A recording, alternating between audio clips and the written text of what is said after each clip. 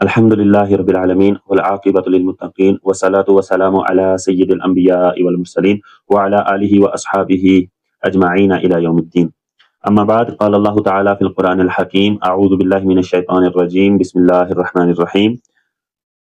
قل لا أسألكم عليه أجرا إلا المودة في القربى، صدق الله مولانا العظيم. الحمدللہ آج محرم الحرام 1448 ہجری کی دوسری تاریخ کو ہم اپنی جو سیریز ہم نے شروع کی تھی واقعہ کربلا کا حقیقی پس منظر سمجھنے کے لیے اس کی دوسری کلاس کرنے جا رہے ہیں۔ پہلی کلاس میں ہم نے یہ سمجھا تھا کہ نبی علیہ السلام نے اپنے بعد ہونے والے حالات کی پیشن گوئیاں اپنی مبارک زندگی میں ہی کرتی تھی، اور ہم نے ایک سیکوینس کے حساب سے 11 احادیث سے جو بھی بعد میں امپورٹنٹ واقعات ہوئے ہیں ان کے بارے میں ہم نے پیشن گوئیاں دیکھی تھی۔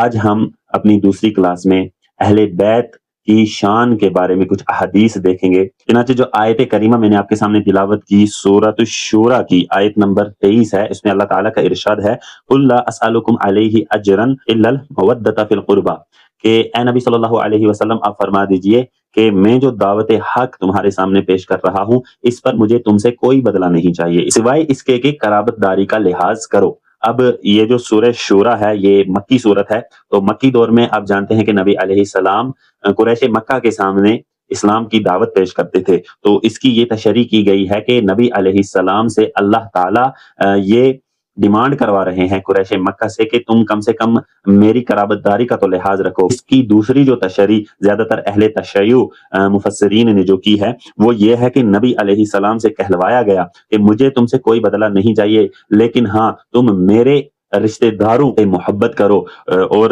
یہ جو تشریح ہے یہ بھی حدیث سے اگر ہم دیکھیں تو یہ تشریح اس کی بھی کہیں نہ کہیں جو ہے درست سمجھی جائے گی۔ چنانچہ جامع ترمذی میں حدیث نمبر 3799 ہے۔ عبداللہ ابن عباس رضی اللہ تعالی عنہما اپنے والد سے روایت کرتے ہیں کہ رسول اللہ صلی اللہ علیہ وسلم نے فرمایا: اللہ سے محبت کرو کیونکہ وہ تمہیں اپنی نعمتیں کھلاتا ہے، اور مجھ سے محبت کرو اللہ کی خاطر، اور میرے اہل بیت سے محبت کرو میری خاطر۔ تو یہ حدیث اس بات پر گواہ ہے کہ نبی علیہ السلام جو ہے وہ چاہتے تھے کہ آپ صلی اللہ علیہ وسلم کے اہل بیت سے مومنین محبت کریں۔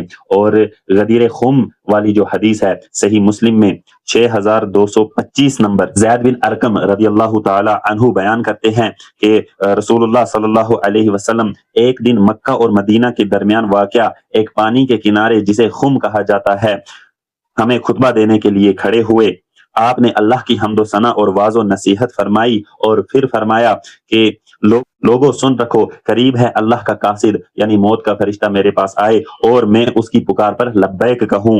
میں تم میں 2 بھاری چیزیں چھوڑ کر جا رہا ہوں، اس میں سے پہلی چیز اللہ کی کتاب ہے۔ اللہ کی کتاب اللہ کی رسی ہے، اس میں ہدایت ہے، اس میں نور ہے۔ جو اللہ کی کتاب کو مضبوطی سے پکڑ لے وہ گمراہ نہیں ہوگا، اور جس نے اسے چھوڑ دیا وہ ہدایت نہیں پا سکتا۔ زید بن ارقم کہتے ہیں کہ نبی اکرم صلی اللہ علیہ وسلم ہمیں ترغیب دلاتے رہے اللہ کی کتاب، اللہ کی کتاب، اللہ کی کتاب، اور پھر فرمایا کہ دوسری چیز میرے اہل بیت ہیں، میں اپنے اہل بیت کے بارے میں تمہیں اللہ کا خوف دلاتا ہوں۔ اور یہ بات بھی نبی علیہ السلام نے 3 مرتبہ ارشاد فرمائی۔ تو یہاں سے معلوم ہوتا ہے کہ نبی علیہ السلام اپنے امتیوں سے صرف اتنا چاہتے تھے کہ آپ صلی اللہ علیہ وسلم کے اہل بیت کی قدر کی جائے، ان سے محبت کی جائے۔ اور اہل بیت میں کون آتے ہیں؟ اسی حدیث کے الفاظ ہیں، زید بن ارقم کہتے ہیں کہ جن جن پر بھی صدقہ حرام ہے وہ سب اہل بیت میں آتے ہیں، چنانچہ آل علی، آل عقیل، آل جعفر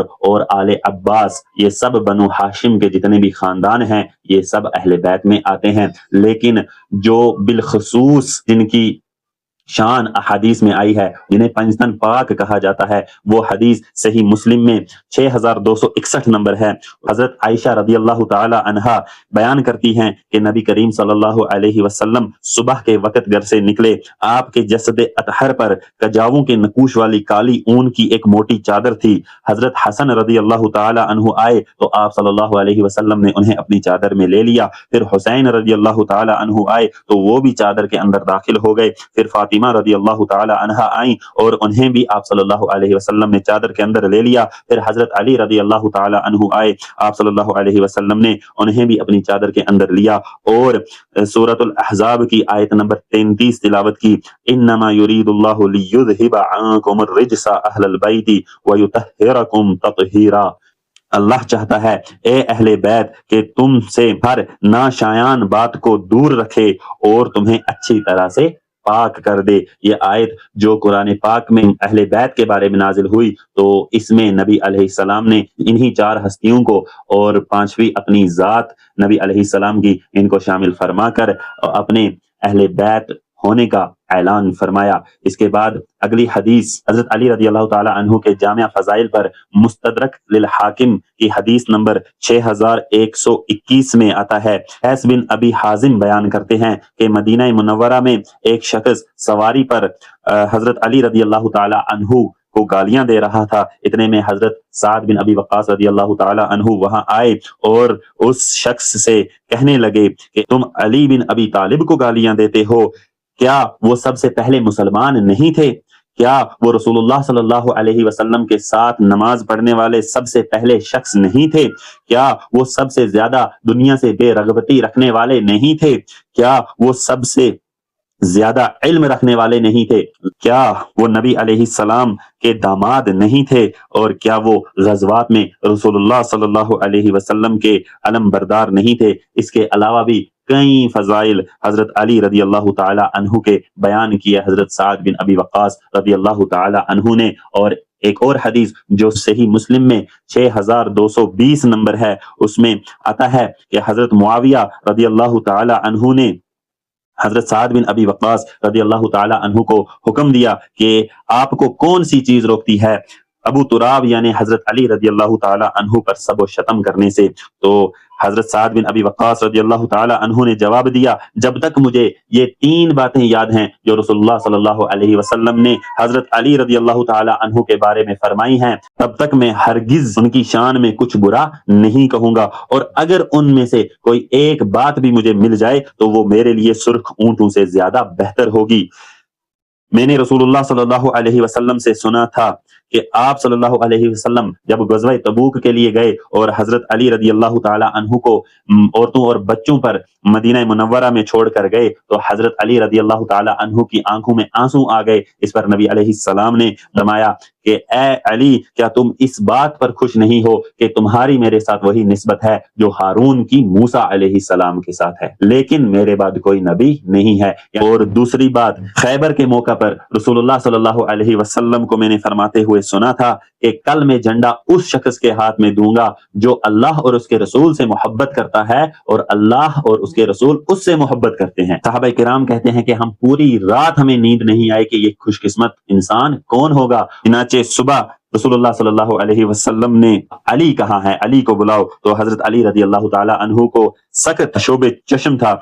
इसी हालत में आप सल्लल्लाहु अलैहि वसल्लम के पास हाजिर हुए तो आप सल्लल्लाहु अलैहि वसल्लम ने अपना लुआब दहन मुबारक लगाया और अली रदी अल्लाह ताला अन्हु के हाथ में झंडा दिया और अल्लाह ने हजरत अली रदी अल्लाह ताला अन्हु के हाथ पर मुसलमानों को फतह दे दी। तीसरी बात, जब ये आयत नाजिल हुई जो कि सूरह आले इमरान में आयत नंबर 61 है, जिसमें अल्लाह ताला का इरशाद है, फ़कुल तआलौ नदउ अबनाअना व अबनाअकुम व निसाअना व निसाअकुम व अनफुसना व अनफुसकुम सुम्मा नबतहिल फनजअल लअनतल्लाहि अलल कादिबीन, कि आओ हम अपने बच्चों को बुलाते हैं और तुम अपने बच्चों को लाओ, हम अपनी औरतों को लाते हैं और तुम भी अपनी औरतों को लाओ, हम भी अपनी जानों को पेश करते हैं और तुम भी अपनी जानों को पेश करो, और फिर अल्लाह के हुजूर अर्ज करें कि झूठों पर अल्लाह की लानत हो। ये इसे आयत मुबाहिला कहा जाता है। इस पर रसूलुल्लाह सल्लल्लाहु अलैहि वसल्लम हजरत अली रदी अल्लाह ताला अन्हु, हजरत फातिमा रदी अल्लाह ताला अन्हा, हजरत इमाम हसन और इमाम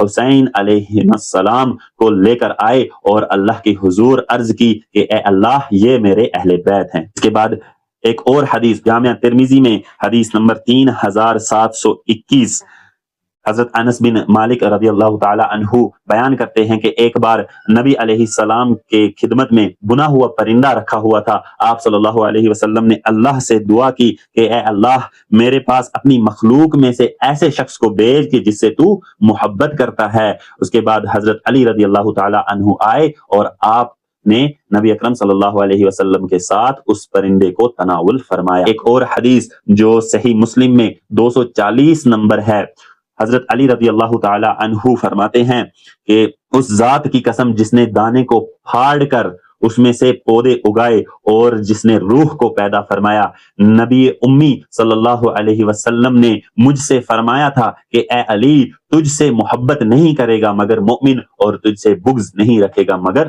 منافق. ایک اور حدیث جو مستدرک للحاکم میں حدیث نمبر 4744 ہے، حضرت جمیع بن عمیر رضی اللہ تعالی عنہ فرماتے ہیں کہ ہم نے ام المومنین حضرت عائشہ رضی اللہ تعالی عنہا سے عرض کی کہ رسول اللہ صلی اللہ علیہ وسلم کو سب سے زیادہ محبوب کون تھا؟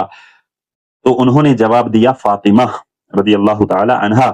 پھر پوچھا گیا کہ مردوں میں سے کون سب سے زیادہ محبوب تھا؟ تو انہوں نے فرمایا ان کے شوہر یعنی حضرت علی بن ابی طالب رضی اللہ تعالی عنہ. اگلی حدیث جو مستدرک للحاکم میں 4779 اور جامعہ ترمذی میں 3781 نمبر ہے. حضرت حذیفہ ابن یمان رضی اللہ تعالی عنہ بیان کرتے ہیں کہ اپنی والدہ کے کہنے پر نبی اکرم صلی اللہ علیہ وسلم کے پاس حاضر ہوا تو نبی علیہ السلام نے مجھ سے فرمایا یہ ایک فرشتہ تھا جو اس رات سے پہلے زمین پر کبھی نہیں اترا. اس نے اپنے رب کی طرف سے مجھے سلام پہنچایا اور یہ بشارت دی کہ فاطمہ جنتی عورتوں کی سردار ہیں اور حسن و حسین رضی اللہ تعالی عنہما اہل جنت کے جوانوں کے سردار ہیں. سبحان اللہ. اور ایک اور ترک آتا ہے کہ نبی علیہ السلام نے فرمایا حسن و حسین جنتی جوانوں کے سردار ہیں اور ان کے والد ان سے بھی بہتر ہیں. ایک اور حدیث جو جامعہ ترمذی میں ہی 3775 نمبر ہے، اس میں آتا ہے کہ رسول اللہ صلی اللہ علیہ وسلم نے ارشاد فرمایا حسین مجھ سے ہے اور میں حسین سے ہوں. اللہ اس شخص سے محبت کرتا ہے جو حسین سے محبت کرتا ہے. حسین میرے نواسوں میں سے ایک عظیم نواسا ہے.